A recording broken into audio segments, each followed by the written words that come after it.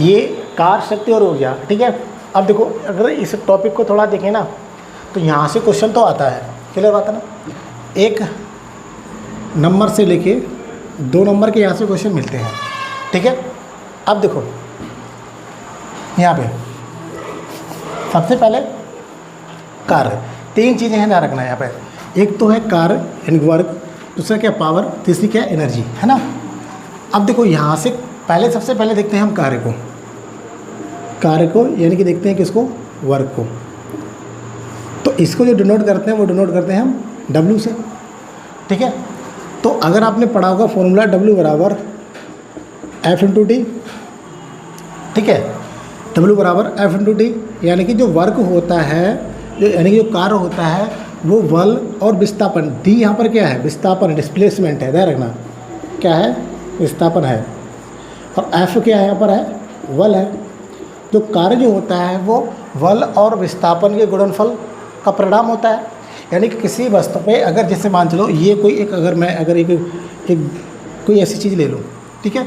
ये मैंने कोई ब्लॉक ले लिया और मैंने इसके ऊपर फोर्स लगाया, ठीक है। यहाँ से मैंने बल लगाया इसके ऊपर, और बल लगाने के बाद इसमें विस्थापन कुछ हुआ ही नहीं, तो डिस्प्लेसमेंट कितना होगा, 0 बनेगा, विस्थापन 0 बनेगा, एंड डिस्प्लेसमेंट यानी डी कितना बनेगा, 0। तो मेरे द्वारा जो किया गया कार्य होगा ना, W बराबर F×T, यानी मेरे द्वारा जो किया गया कार्य होगा वो क्या बनेगा, सीधी सी बात 0 बन जाएगा। क्योंकि डिस्प्लेसमेंट को 0 रखोगे तो विस्थापन क्या बनेगा, मतलब ये वर्क क्या बनेगा, 0 बनेगा। तो जब तक आप किसी वस्तु पे बल लगाएं और बल लगाने के बाद अगर उसमें विस्थापन नहीं हो रहा है तो इसका मतलब क्या है, वो किया गया कार्य हमारे द्वारा क्या है, 0 है। यानी कि अगर हम एक सीधा बोलना चाहें तो हम कहेंगे कार्य जो होता है ना, बल और विस्थापन के गुणनफल का परिणाम होता है। क्लियर बात है ना। अब देखो सपोज दैट मैंने कोई एक ब्लॉक लिया, दूसरा ब्लॉक मैंने लिया इस प्लेस ये, और मैंने इसके ऊपर 10 न्यूटन का बल लगा दिया, 10 न्यूटन का बल लगाया, और ये जो ना ये खिसक के यहाँ पे आ गया, और यहाँ से आते समय इसने डिस्प्लेसमेंट 10 मीटर का डिस्प्लेसमेंट यानी विस्थापन इसने 10 मीटर का ले लिया। तो मेरे द्वारा जो किया गया कार्य होगा W बराबर क्या बनेगा, F×T। मैंने कुछ कार्य किया है क्योंकि ये घटका ये जो है ना, ये ब्लॉक आगे की तरफ बढ़ा है, तो क्या बनेगा 10 × 10, तो कितना बन जाएगा, 100 जूल बन जाएगा। अब देखो थोड़ा देखना, कार्य का जो मात्रक होता है ना वो होता है क्या, जूल। कार्य का मात्रक क्या बनेगा, जूल बनेगा।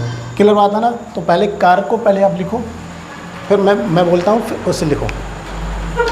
पहले लिखो कार्य, लिखो कार्य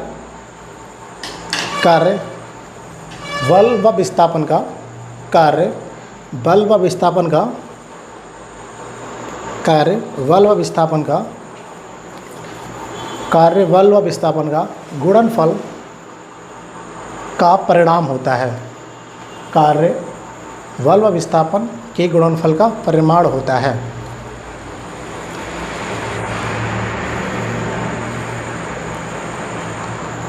कार्य बल व विस्थापन के गुणनफल का परिणाम होता है।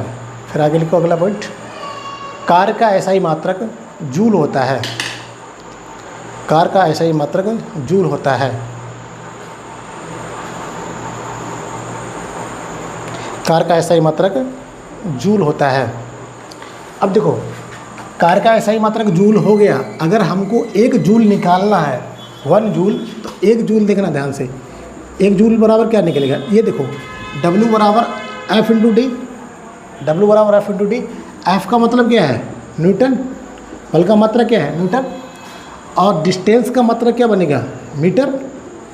भाई दूरी का ऐसा ही मात्रक क्या है, मीटर होता है ना, और कार्य का ऐसा ही मात्रक क्या होता है, न्यूटन होता है। तो क्या बनेगा हमारा 1 जूल बराबर क्या बनेगा, न्यूटन इंटू मीटर। तो आपसे अगर पूछे 1 जूल बराबर क्या बनेगा, न्यूटन मीटर, ऐसे कह सकते हैं न्यूटन मीटर, न्यूटन मीटर, ठीक है।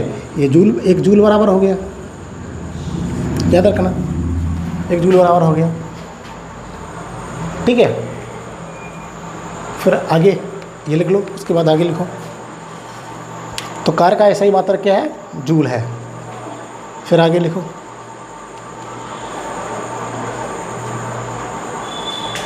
अब देखो, अगर आपने कार्य का अगर वर्क का पूरा फॉर्मूला देखा होगा तो एक चीज़ और देखी होगी आपने, W बराबर F/d cos थीटा, देखा है ना पूरा फॉर्मूला। पूरा जो फॉर्मूला होता है वो W बराबर F/d cos थीटा होता है। क्लियर बात है ना। अब देखो यहाँ पे थोड़ा समझना इस चीज़ को, ये फॉर्मूला होता है कार्य का, W बराबर F/d cos थीटा, ये पूरा फॉर्मूला है। मैंने W बराबर F/d लिखा था, cos थीटा बराबर मैंने थीटा की वैल्यू अगर मैंने 90 मान ली तो 90 मतलब 0 बन जाएगा। तो थीटा की वैल्यू मैंने अभी जो ऐसे ब्लॉक बनाया था, जो ऐसे करके ब्लॉक बनाया था, तो मैं यहाँ पे जो 1 लगा रहा था इसके ऊपर, तो थीटा की वैल्यू यहाँ पर कितनी थी? 0 थी। अब जब 0 थी तो cos थीटा, cos 0 क्या होता है? 1 होता है ना। cos 0 क्या होता है? 1 होता है ना। तो तब मैंने लिख दिया था कि W बराबर F/d, तब मैंने उसका वैल्यू 100 निकाल दिया था। ठीक है। अगर इसका देखो ध्यान सुनना, अगर F और D 1, देखो अगर यहाँ पे देखना W बराबर F/d रखो याद। देखो अगर यहाँ से मैं अगर ऐसे क्वांटिटी लूँ, अगर A और B दोनों सदिश राशि अदिश राशियाँ हैं, कैसी राशियाँ हैं? अदिश राशियाँ हैं, तो इनका जब भी आप गुणनफल निकालेंगे तो हमेशा अदिश ही आएगा। क्या आएगा? अदिश ही आएगा, इस चीज़ को ध्यान रखना। और अगर हम A और B अदिश के ऊपर ये वेक्टर मत लगाओ, अदिश अगर मैंने एक राशि अदिश है, इसको बोलते हैं सदिश। अगर एक राशि सदिश है और दूसरी राशि भी सदिश है तो इसका जब भी आप गुणनफल करेंगे तो क्या आएगा? सदिश आएगा। क्लियर बात है ना। अब देखो W बराबर F/d cos थीटा जब आप लिखेंगे तो ये सदिश के रूप में लिखा जाता है। कैसे लिखा जाता है? सदिश, दिशा के रूप में लिखा होता है। ठीक है। लेकिन जब आप W बराबर F/d sin थीटा ले लें तब ये सदिश के रूप में नहीं लिखा जाएगा। क्लियर बात है। W बराबर F/d sin थीटा अगर आपने ले लिया तो अब ये W बराबर F/d cos थीटा, सॉरी उल्टा हो गया, W बराबर F/d cos थीटा अगर हो गया ना तो ये अदिश के लिए बन जाएगा जाके, और sin थीटा वाला ये सदिश के लिए बन जाएगा जाके। ठीक है, इसको ध्यान देना। आप कुछ ना करो, आपको सिर्फ इतना ही होना चाहिए याद कि W बराबर F/d cos थीटा होता है बस। ठीक है।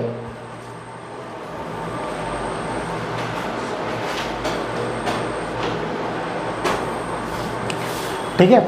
अब देखो थीटा वर्क को अगर आप थोड़ा अगर एंगल पे देखें, जैसे आपसे कभी कभी क्वेश्चन पूछता है ऐसे करके कि एक व्यक्ति है, एक कुली है, सर पर कोई भार रखे हुए है, तो उसके द्वारा किए गए कार्य क्या होगा? तो आप बताते थे 0 होता है। तो कैसे होता है 0? तो देखो W बराबर F/d cos थीटा होता है ना।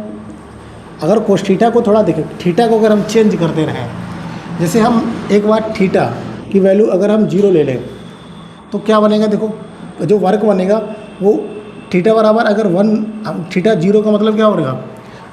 cos 0 का मतलब क्या होता है? 1। ठीक है। तो यहाँ से जो W बराबर निकलेगा वो क्या निकलेगा? F/d इंटू 1, यानी कि यहाँ से जो कार्य निकलेगा वो मैक्सिमम निकलेगा। ध्यान रखना, अगर इसकी वैल्यू अगर आपने 1 कर दी, क्योंकि देखो थीटा साइन थीटा हो चाहे कोस थीटा हो, इनकी वैल्यू मैक्सिमम 1 होती है और मिनिमम 0 होती है। पता हुआ है ट्रिग्नोमेट्री में। ठीक है। मैक्सिमम कितनी होगी? 1 और मिनिमम कितनी होगी? 0। अगर आपने थीटा 0 ले लिया तो इसका मतलब ये 1 के साथ इसमें गुणा होगा, और इससे छोटी वैल्यू इसकी, इससे सारी वैल्यू छोटी होती है, बड़ी नहीं होती है। तो जब थीटा की वैल्यू 0 है तो ये क्या बनेगा? कार्य मैक्सिमम बनेगा। अगर आपने थीटा की वैल्यू, ध्यान देना, अगर कोस थीटा यानी थीटा की वैल्यू आपने 90 ले ली, 90 डिग्री ली, और यही केस बनता कुली के, उसमें उसका जो है ना एंगल 90 डिग्री बन जाता है धरातल के साथ में। तो जब आप 90 ले लोगे ना तो कोस 90 कितना होता है? 0 होता है। तो कार्य कितना निकलेगा? वर्क कितना निकलेगा? 0। तो ये क्या होगा? सबसे कम बनेगा, मतलब कम बनेगा, कम है ना, कम बनेगा। और अगर जब आप थीटा बराबर अब कितना ले सकते हो? 180 डिग्री तक ले सकते हो। अब थीटा बराबर जब 180 डिग्री लेंगे तो आपका कार्य बनेगा W बराबर माइनस में बनेगा कार्य, क्या होगा? वर्ग नेगेटिव में होगा। तो ये किया गया कार्य सबसे कम होगा। बस कुछ नहीं, आप थीटा की वैल्यू को चेंज करते रहो, थीटा की वैल्यू को चेंज करते रहो, थीटा की वैल्यू चेंज करते रहो, बस थीटा की वैल्यू चेंज करते जाओगे तो हमेशा क्या है, नया मान मिलता जाएगा। बस याद रखना, थीटा की वैल्यू अगर 0 है तो मैक्सिमम कार होगा, और थीटा की वैल्यू अगर 90 है, पॉजिटिव में 90 है, तो ये कितना बनेगा, 0 बनेगा, यानी कम बनेगा, 0 कार होगा, सबसे कम कार होगा, ठीक है। और नेगेटिव में चला जाएगा 180 के आसपास में। तो अभी 2 ही केस को याद रखो, तीसरे को याद ही मत रखो, ठीक है। W बराबर 0, यानी कार्य जो है ना सबसे कम होगा, यानी कार्य शून्य बोल सकते हो, ठीक है।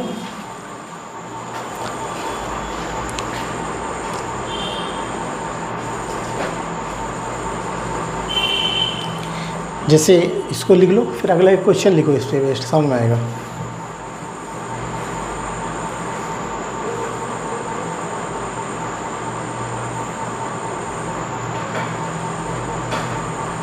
लिख लिया? देखो मैंने अभी तक जो बताया उसको सुन लो। कार्य जो होता है ना, मैंने ये बताया है जो कार्य होता है वो बल और विस्थापन के गुणनफल का परिणाम होता है। फिर मैंने बताया कार्य का जो मात्रक होता है वो क्या होता है, जूल होता है। अगर 1 जूल बराबर हम निकालना चाहें तो क्या बनेगा, न्यूटन मीटर बनेगा। क्लियर? इतना मैंने बताया। फिर मैंने बताया था अगर कार्य का फॉर्मूला अगर हम पूरा लें तो अगर, फिर मैंने बताया अगर अदिश और अदिश का गुणा हम करेंगे, वो तो रूल है, अदिश और अदिश का गुणनफल करेंगे तो अदिश ही आएगा, और सदिश और सदिश का गुणनफल करेंगे तो क्या आएगा, सदिश ही आएगा। फिर मैंने बताया था कि अगर हम फॉर्मूला पूरा देखना चाहें कार्य का तो पूरा फॉर्मूला होता है W बराबर F/d कोस थीटा। क्लियर बात है ना, W बराबर F/d कोस थीटा।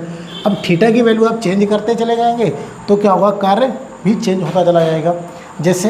जैसे यहाँ पर थीटा की वैल्यू आपने 0 ले ली, और जब थीटा की वैल्यू आपने 0 ले ली तो कार्य, क्योंकि कोस थीटा 0 होता है 1, तो यहाँ से कार्य जो निकलेगा वो क्या निकलेगा, सबसे अधिक निकलेगा, मैक्सिमम होगा कार्य। अब जब थीटा की वैल्यू 0 ले ली तो क्या होगा, कार्य 0 होगा। अब थीटा की वैल्यू 45 ले लोगे तो कार्य दूसरा बन जाएगा, ठीक है। 60 ले लोगे कार्य दूसरा बन जाएगा। क्लियर बात है ना। तो थीटा को अगर चेंज करते चले जाएंगे तो क्या होगा, थीटा को अगर चेंज करते चले जाएंगे तो किया गया कार्य भी हमारा चेंज होता चला जाएगा। इसका मतलब क्या है कि ये कार्य के ऊपर बल और विस्थापन के साथ साथ में कोण का भी प्रभाव पड़ता है। क्लियर बात है ना। तो अब नोट करके लिखो पॉइंट, कुछ नोट करके लिखो, पॉइंट लिखो। जैसे देखो आपसे एग्जाम्पल में ऐसे पूछा जाता है कि एक कुली है, कुली द्वारा सिर पर, कुली अगर सिर पर एक बोझा उठाए हुए है तो उसके द्वारा किए गए कार्य कितना बनेगा, तो 0 बनेगा। तो थीटा की वैल्यू कितनी बनेगी, 90, तो क्या बनेगा, कार्य 0 बनेगा। तो लिखो पॉइंट। यदि कोई व्यक्ति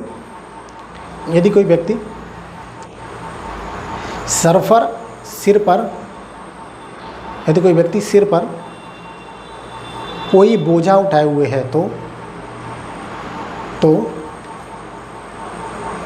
यदि कोई व्यक्ति सिर पर बोझा उठाए हुए है तो उसके द्वारा किए गए कार्य, तो उसके द्वारा किए गए कार्य 0 होगा। तो उसके द्वारा किया गया कार्य 0 होगा। तो उसके द्वारा किया गया कार्य 0 होगा। क्लियर है? फिर आगे लिखो, नीचे दूसरा लिखो। यदि कोई व्यक्ति किसी दीवार पर धक्का लगाए,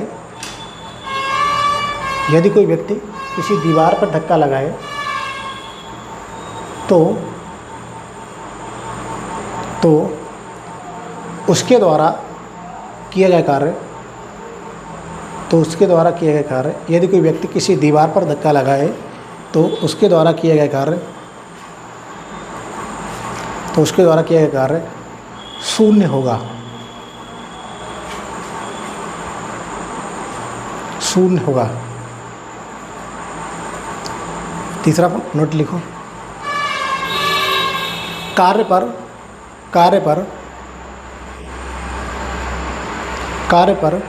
बल व विस्थापन के साथ साथ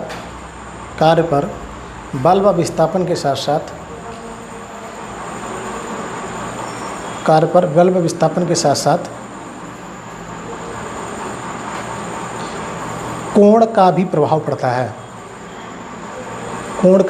पड़ता है। कोण का भी प्रभाव पड़ता है। ठीक है, अब देखो जैसे मैंने पहला वाला सिर पे बोझा रखे हुए वाले व्यक्ति को जो बोला ना, उस पर उसका कार्य शून्य क्यों हुआ कि उसके द्वारा जो एंगल बनाया गया वो कितना था, 90 डिग्री था। क्लियर बात है ना। और दूसरे वाले केस में जब मैंने बताया कि व्यक्ति किसी दीवार पर धक्का मारा तो उस केस में उसका कार्य किया गया कार्य शून्य क्यों होगा, क्योंकि उसके द्वारा कोई भी डिस्प्लेसमेंट यानी विस्थापन नहीं किया गया है। भाई दीवार पे धक्का मारना, आप दीवार को हटा थोड़ी नहीं पा रहे, एक प्लेस से दूसरी प्लेस पे नहीं पहुंचा पा रहे, तो इस प्रकार उसके द्वारा किया गया कार्य क्या होगा, शून्य होगा। दोनों जगह पे शून्य होगा। ठीक है, ऐसे क्वेश्चन लिखो, समझ आएगा। लिखो न्यूमेरिकल टाइप से जो छोटे छोटे पूछे जाते हैं उसको लिखो। लिखो यदि किसी वस्तु को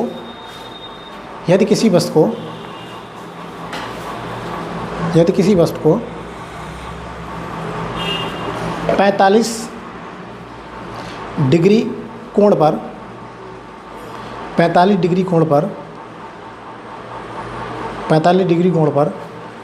न्यूटन बल के साथ 45 डिग्री कोण पर 15 न्यूटन बल के साथ 45 डिग्री कोण पर 15 न्यूटन बल के साथ कितना बोला, 15 न्यूटन बल के साथ 20 मीटर दूर ले जाया जाता है, 20 मीटर दूर ले जाया जाता है, तो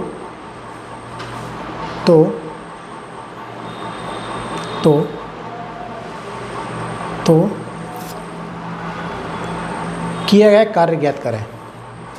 तो किया गया कार्य ज्ञात करें। तो किया गया कार्य ज्ञात करें। तो किया गया कार्य ज्ञात करें। देखो यहाँ पे बोला कि यदि कोई मतलब एक वस्तु को यदि किसी वस्तु को 45 डिग्री कोण पे है ना, 45 है ना, तो थीटा यहाँ पर कितना निकला मेरा 45 डिग्री, और कितना बल लगा रहा है, 15 न्यूटन का बल लगा रहा है, और डिस्टेंस कितनी दूरी डिस्प्लेसमेंट हुआ, कितने 20 मीटर दूरी पे जा रहा है। तो हमसे किया गया कार्य निकालो। तो देखो W बराबर क्या होता है, F into d cos theta होता है ना। तो F कितना रखेंगे 15, डिस्टेंस कितनी रखेंगे हम 20, कोस थीटा की वैल्यू कितनी होती है, कोस की वैल्यू यहाँ पर कितने होंगे 45। ठीक है, तो 15 गुणे 20, और कोस 45 कितना होता है, कोस 45 1/√2 1/√2 याद हो गया ना, तो वैल्यू याद होनी चाहिए 1/√2 बनेगा। तो यहाँ से अगर हम निकालना चाहें तो ऐसे कर सकते हैं। देखो 15 दूनी 30, 300 बटे क्या सकते हैं √2, या फिर और इसको हल करना चाहें तो क्या कर सकते हैं, ऐसे कर सकते हैं 300 ऊपर √2 से गुणा और नीचे भी √2 से गुणा। ठीक है, अब देखो यहाँ लिख देता हूँ, √2 करेंगे तो 2 बनेगा। ठीक है, तो यहाँ क्या आएगा 300 √2 अपॉन कितना आएगा 2, यहाँ से इसको काट दो कितना आएगा 150, तो 150 √2 क्या आएगा। देखो कार्य का मात्रा क्या होता है जूल, या फिर जूल लिखो या न्यूटन इंटू मीटर लिखो। ठीक है, तो क्या बनेगा हमारा ऐसा ही मात्रा, लेकिन तो कितना बनेगा 150 √2 जूल। समझ आएगा ना, आसान है, बिल्कुल बिल्कुल आसान। न्यूमेरिकल को ऐसे ही कर लेना हल, घबराना नहीं, इसको बहुत आसानी से हल हो जाएगा ऐसा क्वेश्चन। अब पूछते हैं छोटे से क्वेश्चन पूछते हैं, W बराबर F कोस थीटा रख लेना। ठीक है, और जो चीज़ वैल्यू दे रखी है उसको लिख लेना है।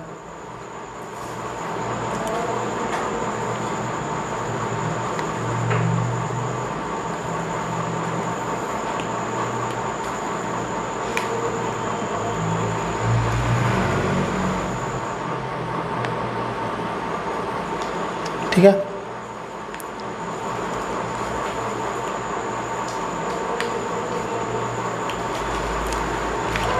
अब अगला एक को लिखो, नोट करके लिखो।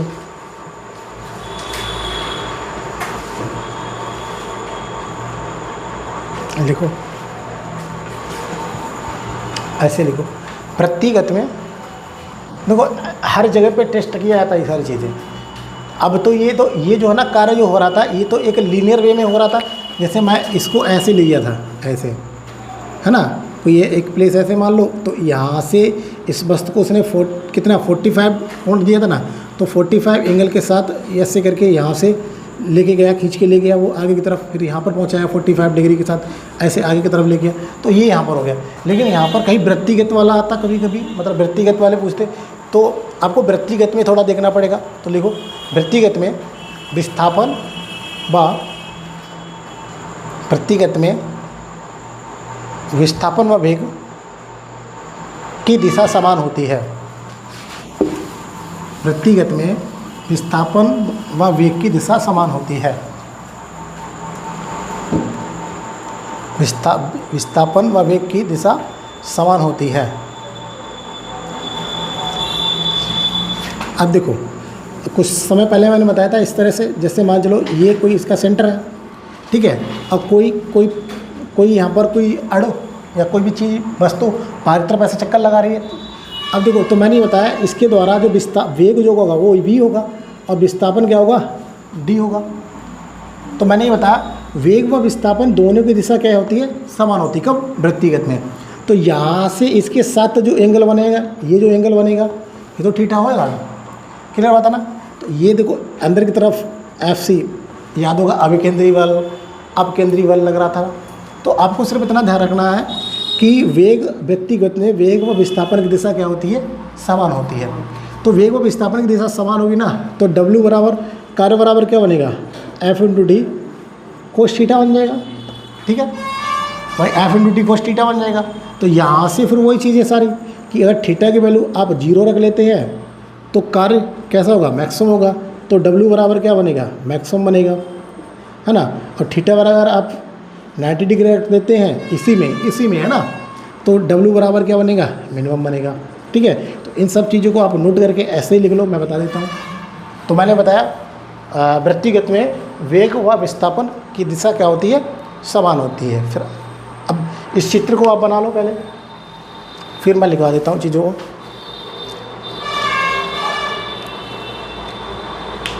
अब नोट करके पहले इसको बना लो फिर लिख लो।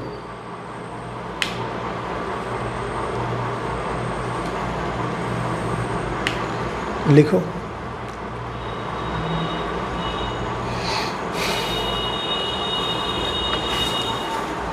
ये जो है ना, ये बल है। FC मतलब बल है ना, V मतलब क्या है, वेग, और D मतलब क्या है, विस्थापन।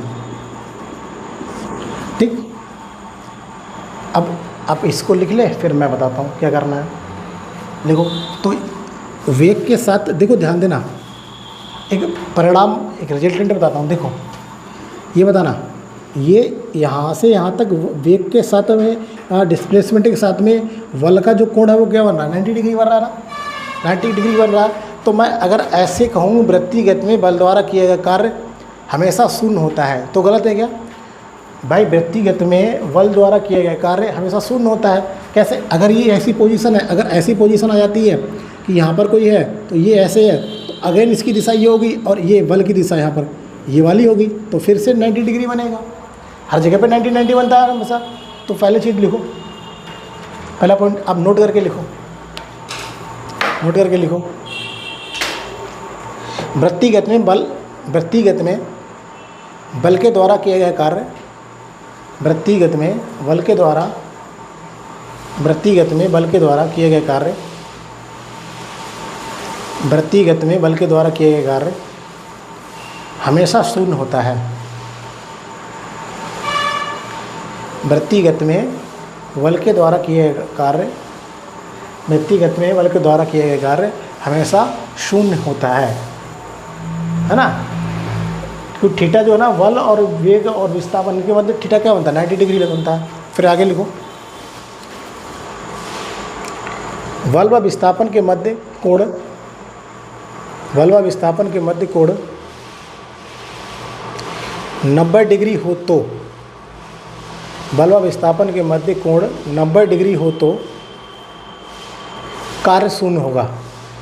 बल व विस्थापन के मध्य कोण 90 डिग्री हो तो कार्य शून्य होगा।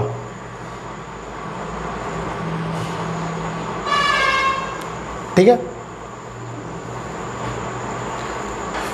कार्य शून्य होगा।